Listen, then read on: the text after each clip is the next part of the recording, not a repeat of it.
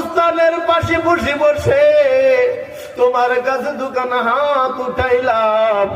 হায় আল্লাহ, কবরস্থানের জন্য আমি 3,000 টাকা ডাক দিয়েছিলাম আল্লাহ।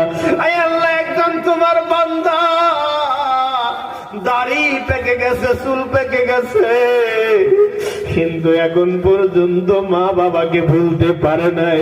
ও মা গো,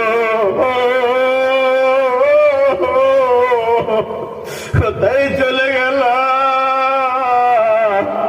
মার পাগল হয়ে বাবার পাগল গো।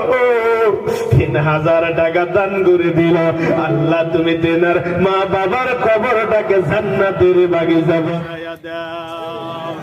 লা ইলাহা ইল্লাল্লাহ মুহাম্মাদুর রাসূলুল্লাহ সাল্লাল্লাহু আলাইহি